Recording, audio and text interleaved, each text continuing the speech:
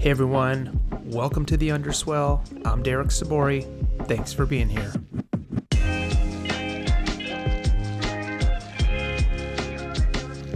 Yeah, there's our countdown. 5, 4, 3, 2, 1. We're live. Julia, Burton, welcome to the show. Hey Derek, thank you for having me on.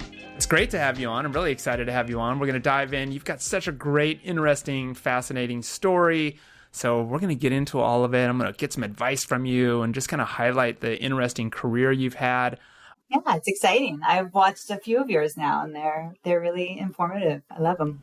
Well, thank you. And I know you're going to add to the wealth of knowledge that I'm trying to create over here for young people as they build their careers. But my guest, Julia Burton, you're the Director of Business Development at UC Irvine. You are in charge of sponsorships and corporate partnerships, alumni engagement, and you're helping brands and companies reach our alumni, over 265,000 alumni.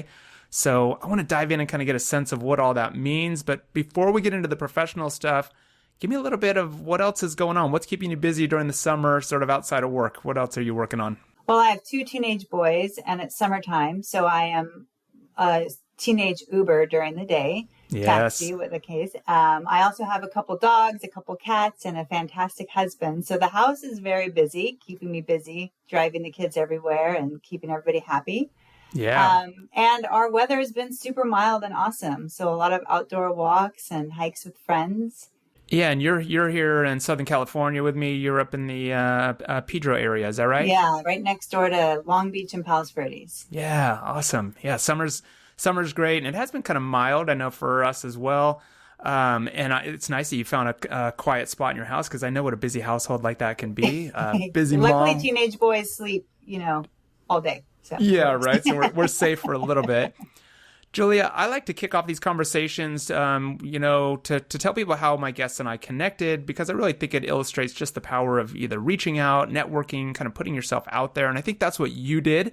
We're connected thanks to my time on the board for the UC Irvine Alumni Association as the former president there. And you're on the staff. You're, like we said, racking up corporate partnerships. But you saw a call for guests that I put out, and you raised your hand and said, hey, I've got a story to tell. So I'm so glad you did. But what inspired you to reply? Just the story itself, your journey? What was it? I do. I love my journey. I think it's fantastic. I learned a lot. And I know that there's a lot of people out there, I speak with them all the time, that are trying to figure out what's next or where to go. And I have some experience in change and pivoting and trying to figure it out. So I was excited to share my story. Yeah, well, I'm glad you raised your hand. How important has sort of networking, connecting with other people, raising your hand like that and sort of stepping up and putting yourself out there, but or putting yourself into uncomfortable situations, how important has that been in your career? It's really been very important. It is. I've worked at companies that have anywhere from 500 to 50,000 employees, and you have to step up, raise your hand, use your voice, so that you can learn and take those next steps. And having been able to meet people in other departments rather than staying in your little safe spot is really important, because you never know what's across the hall or on the other side of the department that are some opportunities waiting for you. So get myself out there, and it's a little uncomfortable, but that's also how you meet people. It is, and I think it's really important too, because even though we work together, a little bit, I've known you since you've been there on staff at the Alumni Association, but I didn't necessarily know your background, your story. I sort of picked up where you're at and kind of knew you going forward. And then it wasn't until you said, hey, I've got a story, and I looked back and we chatted, and I'm like, oh my gosh, there's so much here. This is so cool. So by you kind of raising your hand and putting yourself out there, it opened up some new doors and a new conversation. So maybe give us a sense, as the business development director there, biz dev as we call it, for those that aren't really familiar with a role like that or that space, what's a day in the life like for you? It is exciting and hard. It is a lot of meeting great people, networking, and it's also a lot of rejection. My job is to bring in partners that can support the Alumni Association, and in exchange, I'll provide marketing to all of our alumni for that business. So that means I have to reach out to a lot of people that do not know me at all and don't know why I'm reaching out to them. I go to a lot of events, chamber events, Orange County Business Journal, just to go and meet companies who are looking to, grow their business within the Orange County area. And I send a lot of emails and do a lot of calls. But also, on the same note, that it's important for me to support our alumni and make sure that we have things going on campus that bring you back and want you to be engaged with us. So finding not only businesses to support us, but for us to support you, our alumni, and really wanting to bring you back to campus and show you what's so fantastic. So I oversee all of that as well. What I love, and I know you're making such good progress, and every time I check in with you, there's some new good progress or story to be told, another success story. But how is it dealing with rejection? Because like you said, you're getting a lot of no's. What's some advice you have because people are putting resumes out there, you're always applying for things, or you're pitching your products, and we're always selling ourselves, but right. How do you deal with rejection? You just take it with a grain of salt. If I go in expecting to reach out to 100 people, I really know I'm going to get maybe one or two people that reply. Wow. And so just knowing that ahead of time. And, I've spent a lot of my career in customer service or people management. And so I understand that we're all busy and everybody's trying to sell you something, right? Yeah. So it's important to be able to share the benefit and understand what the customer wants and share the benefit so that they might be a little bit more interested in talking. But rejection happens. We get it all day. But like you said, if you bake it in and sort of go into it knowing that's just part of the plan, you've got to, you don't know until you put it out there, right? You're not going to get those, you're not going to get the yeses without the no's, I guess that's right. Is the and takeaway. When you get one yes, it's very exciting. So, it makes it all worth it. And for you, do those no's mean no, or it just means not right now? It always means not right now. Yeah. Because, you never know what's going on with either somebody personally or a business. And so it's important to develop those relationships. But what's also exciting is that even with a no, I get to build new relationships. Just because they said no doesn't mean they're never going to hear from me again.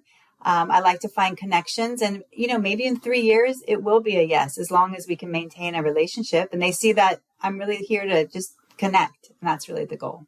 Yeah, I'll have to circle back, and it'd be interesting just to kind of know what your strategy is for keeping that relationship going. I guess I'll ask now, but what are some of the tools if they've said, hey, not right now, we don't have the budget, we're just not interested.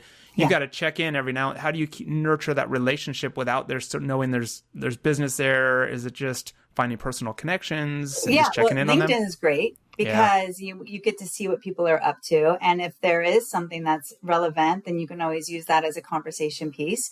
Otherwise, it's, using my calendar and making sure I follow up with whoever it was that did say no, or maybe didn't even reply. Because, sometimes we read an email and then we have 500 more in our inbox. We forget to get back to it. And just reminding that we're here and whenever they're ready. So in this role, as your role as director of business development at one of the country's top-ranked universities, I know this didn't come out of nowhere. Your past roles, you've had this sort of non-linear career, at times I think unpredictable. It was this career journey, though, that led you right here. So maybe give us some of that backstory, because I think you're sort of in the zone. You're right where you're meant to be. You're so great in this role. But this wasn't always part of the plan, was it? How'd you find yourself in this line of work? Well, should we start from the beginning? Let's do it. Yeah, rewind. Yeah, I was living in South Louisiana in a small town called Houma, although people from Houma would not say it's a small town. And I was going to college there at Nicholls State University in Thibodaux, Louisiana. Okay. And I was working at a hot dog stand and just sort of doing what, high school graduates did in the South.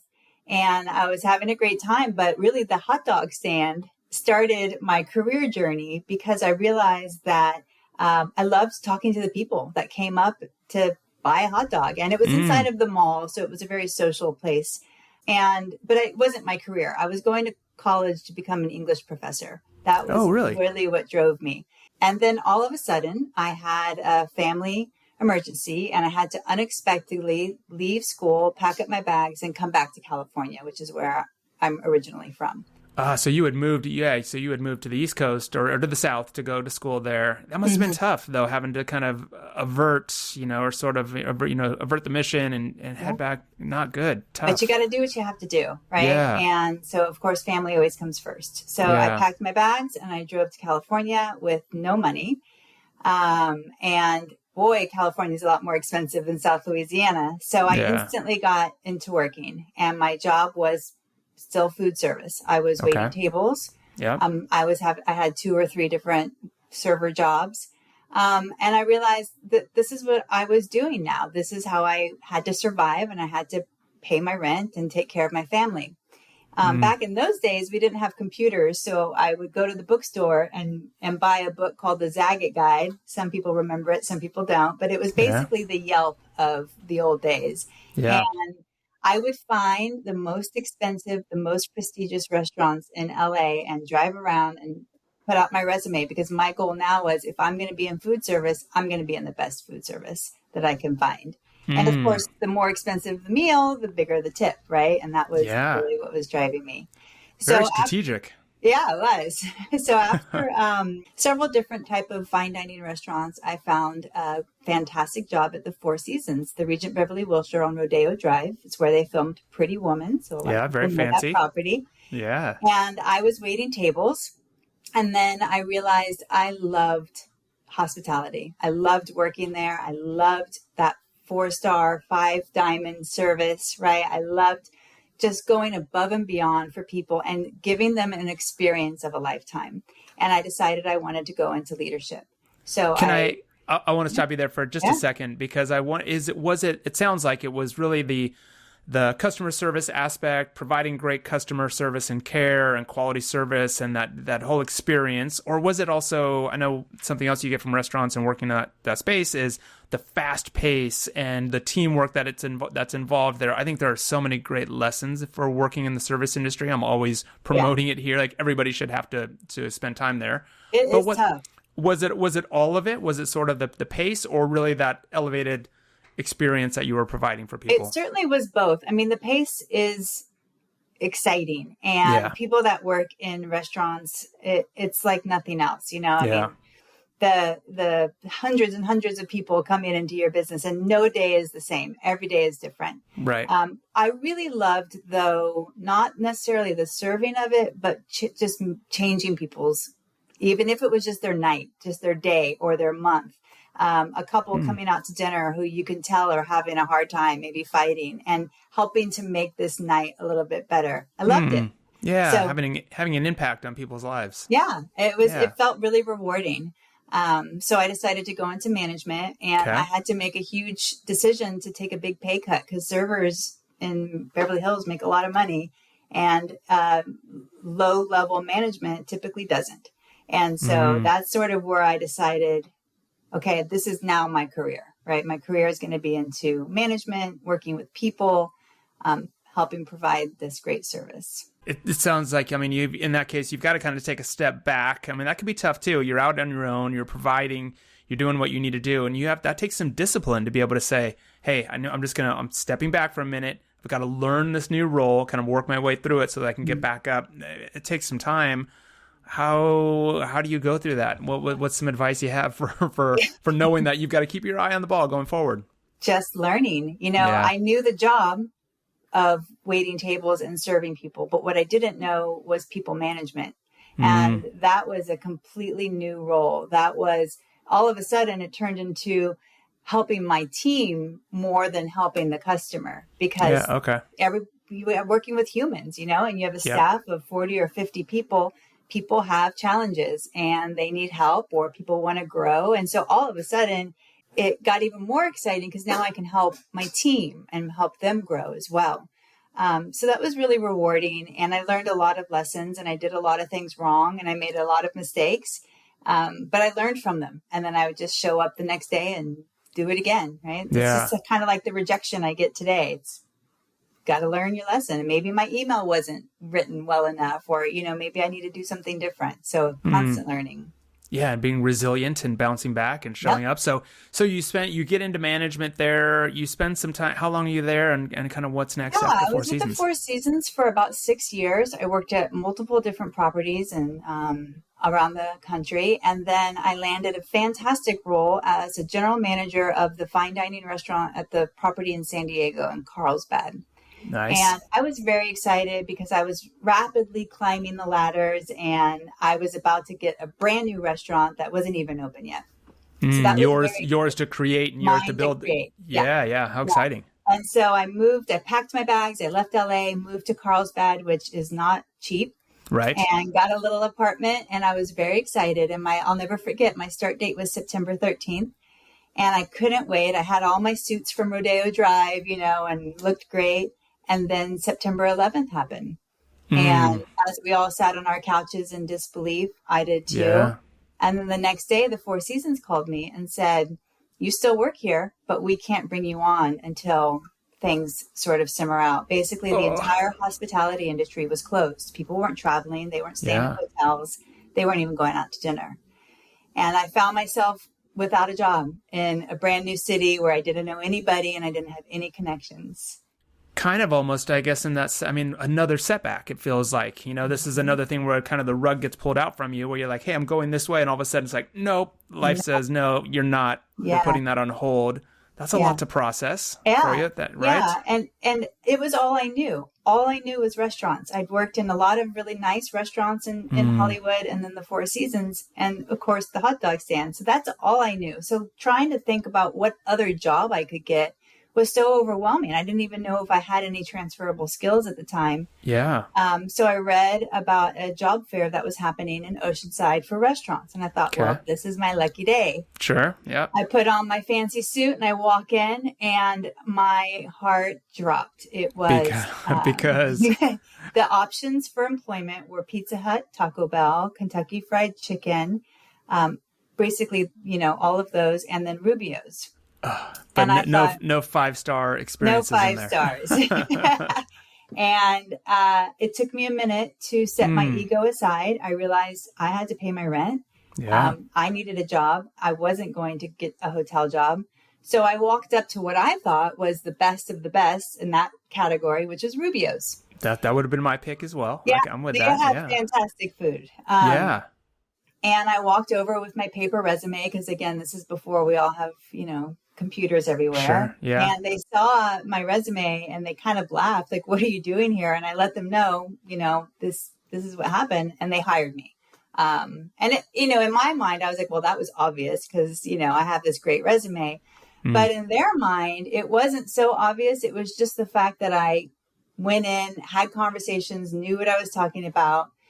But I did have to eat some humble pie because I had to turn my Rodeo Drive suits into khaki pants, a little blue polo, a little visor. Yes. And here I am in Oceanside, California, working a register at Rubio's where just last week I was, serving $500 bottles of wine. And it was embarrassing. It was humbling. My ego was hurt, but I had a job. And I learned so much. Yeah, and I was going to say, I'm sure you learned a lot, I would imagine. And I guess how long did that sort of humility, that space last? Because I would imagine at some point you're just like, you know what? Forget it. We're moving forward. I'm owning this. And did you sit in it for? It lasted about a month.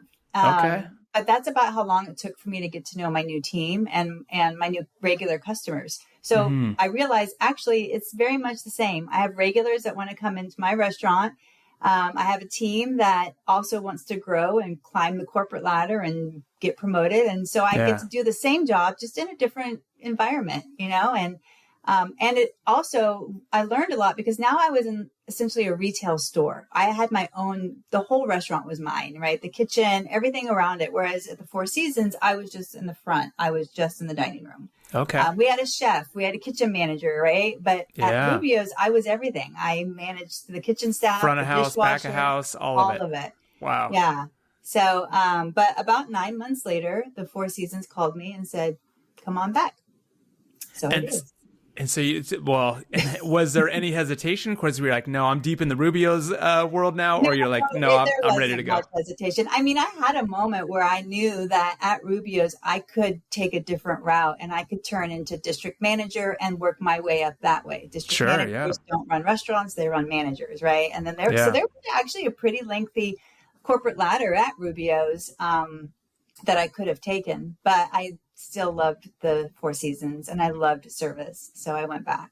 So you go back, you go from, I remember you told me kind of from ordering tortillas, you're back now to like fine bottles of wine, et cetera. Yeah. So how long then? So what happens after you go back to Four Yeah, I Seasons? quit ordering tortillas and I started doing like bottled water tasting because we had to have the finest bottled water, right? So Wow. which when I went back, I thought, man, this is kind of silly. I kind of Yeah. got a little different of a perspective of what I was doing. Oh, that's interesting. And it allowed me to take some of the skills from Rubio's, which was literally just hard work, labor, to the Four Seasons, and sort of bring that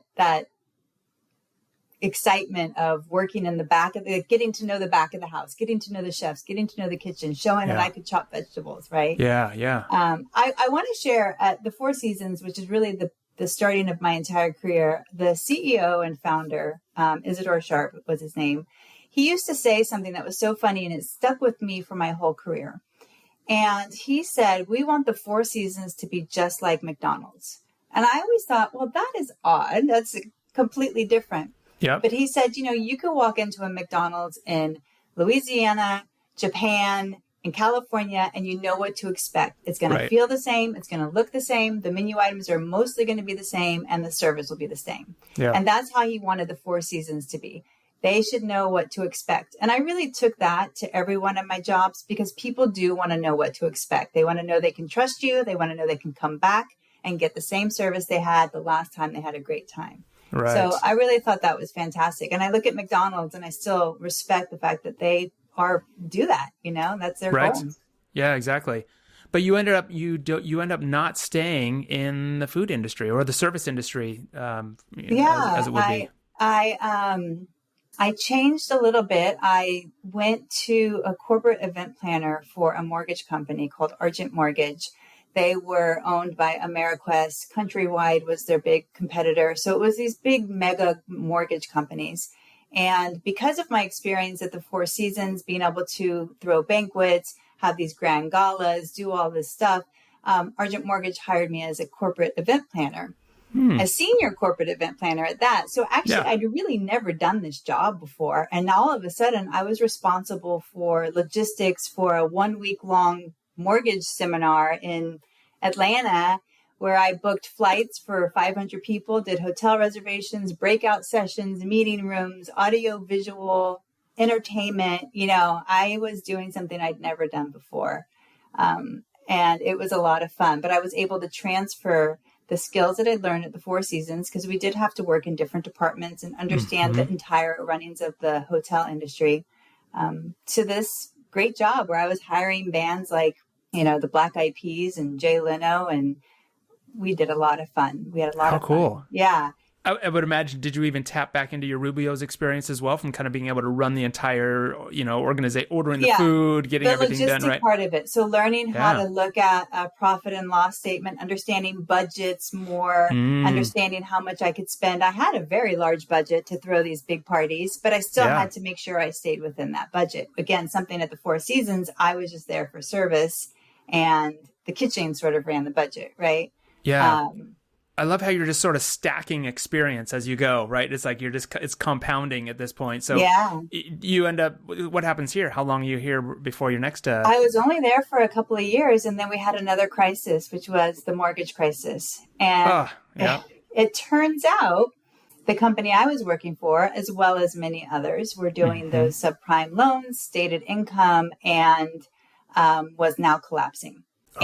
So my company, Argent Mortgage, closed, as well as all the big ones that were eaten up by these big banks. And sadly, people were stuck in these mortgages and they couldn't afford them. They didn't have the income. The banks were taking their properties. It was a huge crisis. But here I am finding myself in a position where now what do I do? I have very limited corporate event planning experience. And I say limited, it's about 2.5 years, not 7 or 8 like I'm used to. Sure. And then I have restaurant. So really, I'm still kind of in hospitality. There's not much wiggle room, at this point. I think I have to go back to restaurants. And I looked online and I saw that Mattel Toys was hiring a restaurant general manager. And I thought, well, that's odd. That's cool. That's a coincidence. That's interesting. Yeah, Mattel is, Hot Wheels and Barbie. Why would they want a general restaurant manager? But they have a exactly. brand called American Girl Doll. The doll And company, yeah, or here doll in brand, yep. LA and New York and Chicago and now all over the country, there are American Girl stores that have a full service restaurant. And I thought, well, now I can do that. Yeah, yeah. So my experience at the Four Seasons, of course, got me the job as the general manager of the restaurant, but also my experience at Rubio's and understanding budgets and profit and loss, because unlike the Four Seasons, I was responsible for the entire runnings of the restaurant, which included the kitchen operations, the finances, etc. And then the corporate event planning, because at the American Girl store, there's a lot of events, a lot of private events, a lot of celebrities would come rent out the entire building for their kids. So Which you had experience with as well, handling. Yes. Yeah. So all of those roles led me to Mattel, which is a phenomenal organization. I love them. And I stayed there for about 7 years.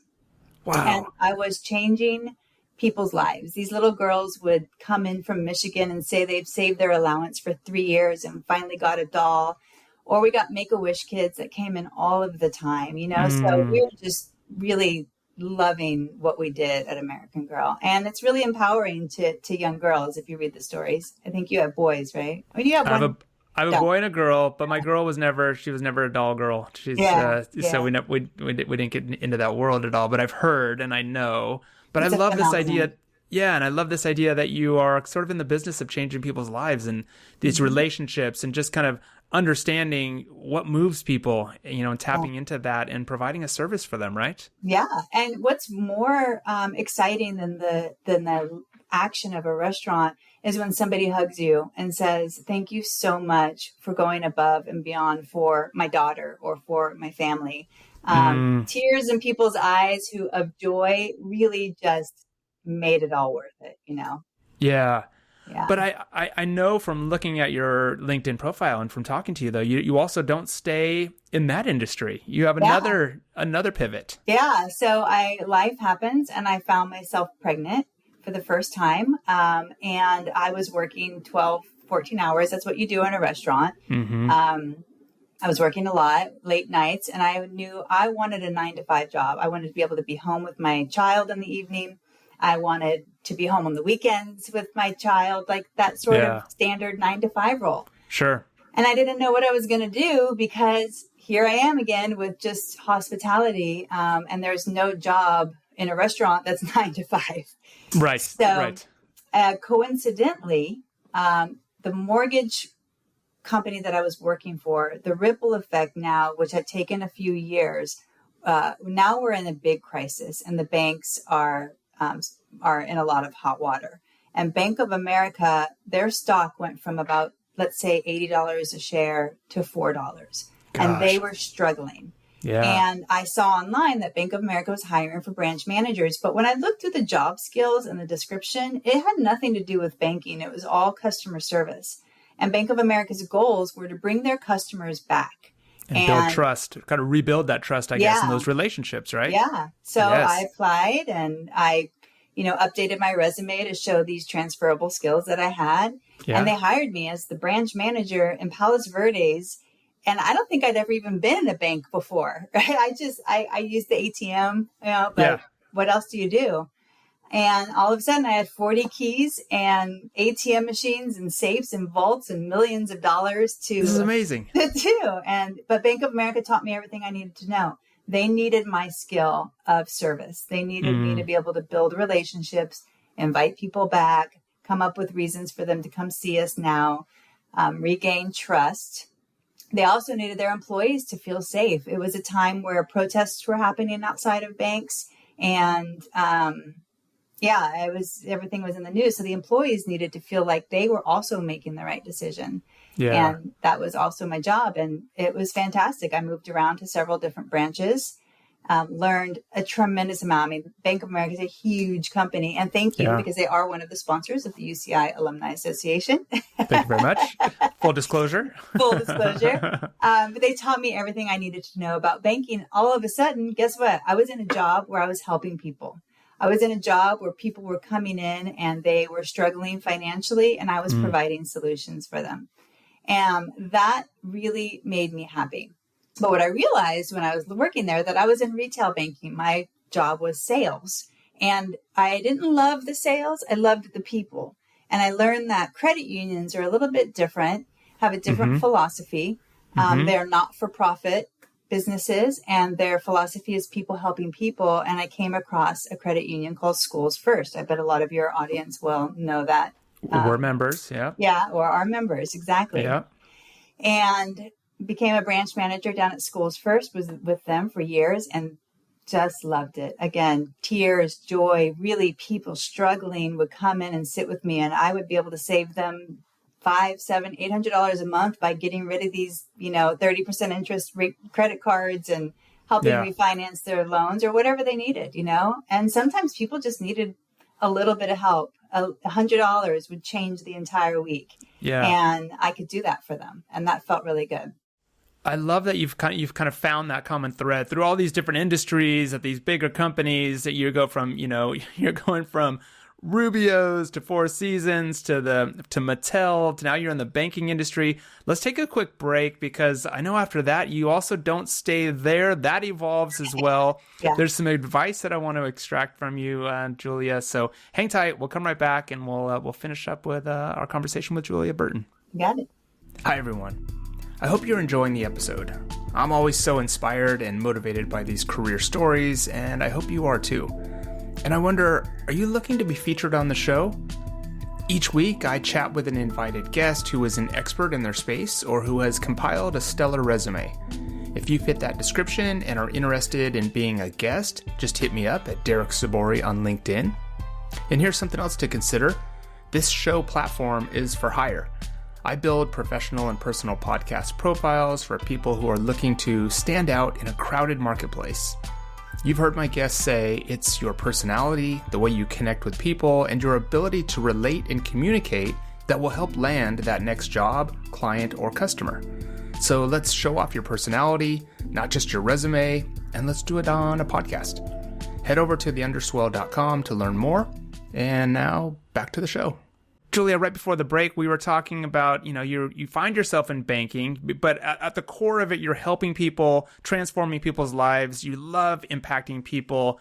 But you find yourself at a credit union now, which kind of has a different angle in banking. It's a little more relationship oriented, right? People are there for maybe a different reason, but also your career evolution and the pivots don't necessarily stop there, right? You kind of career keeps evolving. What's next after 7 years at Schools First? I know, it's a lot. Well, I do want to mention that one of the things that is consistent with all of these jobs is that my ultimate job goal was to bring people into my business. If it was a restaurant, if it was a bank, if it was a credit union, if it was a mortgage company, whatever the case may be, my overall job was to bring in more revenue and more customers. And so at Schools First, I was able to use some of the skills from my restaurant experience, which they really loved, because at Schools First, a lot of people will just automatically choose a retail bank and not know much about what a credit union is. So my job was to educate teachers, et cetera, and bring in more customers, more members, and, completely help them that way. So that is one thing that was common. But after Schools First, I was, still motivated to drive up that corporate ladder. I loved my teams have grown at Schools First. I went from managing a few employees to about a team of 45. Wow. I had 4 different branches at Schools First spread around the LA South Bay area. And really, my job was more about team management. And I would always tell my employees, I don't want to work with you for more than 2 years. Let's get you trained. Let's get you motivated. And let's get you to the next step of your life that you want to be in. I love that. So I spent a lot of time just really supporting and mentoring and training others as I had been through my time. But again, ready to go up that ladder. And there's a credit union called University Credit Union. Very similar to Schools First, but they also serve students, and they had a vice president role. And I applied and got that job through my banking experience and my credit union membership experience, of course, and my overall management experience. Right. Yeah. So we're almost at the end of my journey. So University Credit Union was a completely different than I thought it was going to be. It was less from my role, banking, even though it's a credit union. Yeah. My role was business development. I had a team who would go out to college campuses to introduce the brand to the students, the staff, the faculty, the alumni.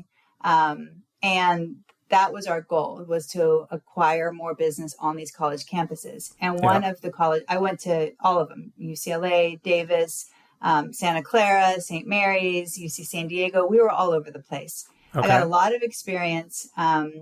But what my job is I was the corporate sponsor, technically. So I would sponsor, say, a UC San Diego homecoming, or I would sponsor a UC Irvine basketball game. I'm seeing the connection here. University Credit Union. And I would partner with people in athletics and the Alumni Association to see what their sponsorship needs were. And we would write contracts and have all the agreements.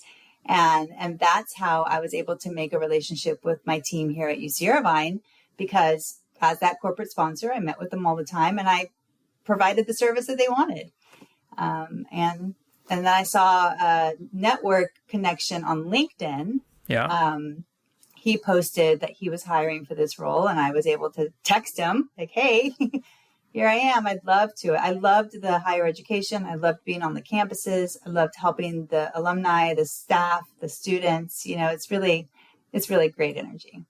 Yeah, what an evolution. It's such a cool story. It's so amazing. And just I love though that the link that has been between every opportunity and every step. You've moved through the sort of the lattice of a career, but always evolving, and just like we said, stacking that, those experiences and applying it to your next role. Yeah. I love that. And really honing in on to what the transferable skills were. It's really important to know what the companies are looking for, and to understand, have I done this? Because sometimes we just kind of get lost in what our day-to-day job is, not realizing how we are actually impacting a bigger part of the department or the organization and some of the side stuff we do. So really kind of writing down everything you do and understanding what those transferable skills are was really important. You're kind of saying what my next question is for you is, I call this show the Underswell, because I really think that underneath all the big moments or the things that show up on our resume or bio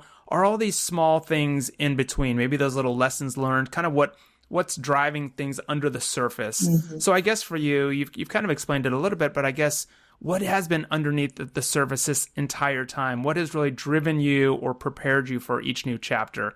What would you say it is? I would say it's twofold. One, on the professional side, it is sharing my experiences and helping other people grow. At Schools First was a great example, because it was such a big organization for a small credit union, and the team all wanted to grow, and it was a very grow forward type of organization. And I loved doing that. So I was really driven by helping the team members understand what their next step was. And sometimes it wasn't banking, right? And I would always tell them my story, like I wasn't always a banker. Yeah. And then the other side is the family aspect. And it's really important for me to do the best I can at every job I have, so that I have a job, and so that I can continue to support my family and be here. But I'm really driven by working with people. I have to say, all of what I've done, I certainly didn't do alone. Like you can't be successful on your own. And that collaboration, that networking, finding people across areas that you would never interact with for any other reason is so important, right? And my success is always because of either my team that I work with or others that are going through the same experience that I take time to talk to and hear about. I love that. You told us early on in your career, you were on a college path. You ended up getting, pulled away from that due to family. You had to, take care of your family. You never went back. And I just wonder, it doesn't seem like it. That doesn't seem like it was an impediment or a hurdle for you. You just kind of charged on through. Yeah. But do you look back and, did you ever seem like maybe there was resistance for not going to college? Or what would you say to young people who are maybe on the fence of whether they should go to college or not? Yeah. I mean, it's a tough question, especially for young people, because they don't know what they don't know. Right. Right. Yeah. I think that everybody should go to college if they have the opportunity, right? But not everybody has the opportunity. So if you don't have the opportunity, then it's really important to build some life skills and to build some work skills. Yes. It did affect me one time in particular. I was looking for a promotion at Schools First, and it was between myself and one other candidate, and we had the exact same skills. We had the exact same time in the industry. I mean, he was a phenomenal manager, just as I was, but he had his degree and he got the job. And I learned that I better work a lot harder, right? I better really stand out a little bit more because I don't have that advantage. But I tell you, I did go back. I was able to go back online. And then, of course, COVID happened. And all of a sudden I had, but I was in the industry where we had to go to work. I was customer facing. I was an essential employee. Okay. Yeah. But we were so short staffed. And so all of a sudden I had to stop again because I was at work all of the time because of COVID, right? Like 50% of your employees didn't come into work. So I was working 6 days a week. But yes, I still think about it, especially being at UC Irvine. Like I should just be taking a class here and there because continued education is so important. You think about your doctors, of course, they're constantly learning, right? Yeah. AI today, we have to, there's no way for me to stay ahead of it, but I have to constantly be learning. So no matter what role you're in, if it's a server at a hot dog stand or in a huge organization, being intentional and taking time to learn, if that's a LinkedIn learning class, if it's some other type of online class, if it's a local college that has some type of class you can take, that's really important. And that does add to your resume, right? So I might not be able to say that I have my master's from UC Irvine, but I can say, look at all of these skills that I have made sure to get on my own. Right. Is there anything when you look back, would you say that you've really learned about yourself? I often kind of look at, are there mistakes that you made or lessons that we've learned? But I think for you, I wonder, is there something that you've learned about yourself going through all these sort of crisis moments and having to pivot and sort of deal with what is now in front of you and be like, oh, okay, well, I guess I'm doing this. Or I don't know, what's your big takeaway from this evolution? There's so many things that I've learned about myself, but I know one that is very important is that I have to be able to work with everybody. And sometimes, especially when you're a little bit younger, there are personality conflicts at work, right? Or you don't always have a perfect match with your team. Yeah. And looking inward is really what has helped me understand my personality, how I like to communicate, and then having that same conversation with people that I work with. Almost every time I have a different employee, we always sit down. Tell me how you like to communicate. Tell me how you like to be managed. Tell me how you like to be rewarded, right? Because people are so different, and nobody's going to succeed in any job if they can't, work with a group, right? That's the number one thing. And even interviews, this old stale question is, tell me about a time you didn't get along with somebody at work, right? It's a common question. You should never have that time. And if you do have that time, you say, I stopped, I looked inside to see what I could do to change. And that was a life lesson that I've also used for my family as well. Right? Yeah. Yeah. Well, I know, teenage boys aren't easy to talk to, so I have to understand. I love it. I love how you're always finding the opportunity in things and kind of applying it. You're so strategic, and there's a lot to take away here from kind of looking at things, like you said, just in that different lens.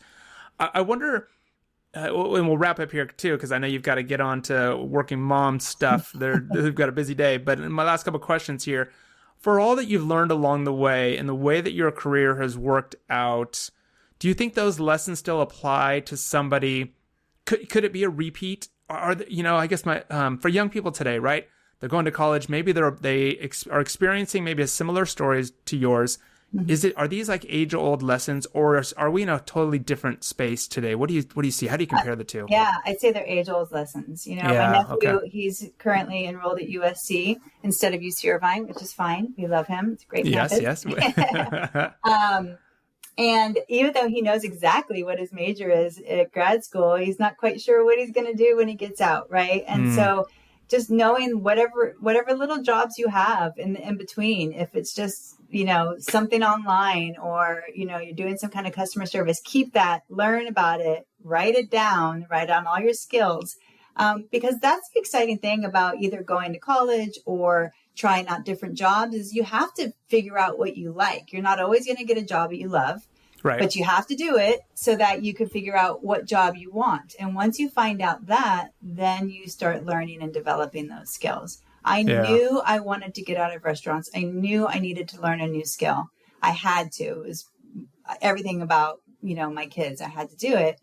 And that was really scary, going into banking from restaurants. I'll never forget my first day. My employee said, okay, we have to add money to the ATM. I'm like, okay, how do you do that?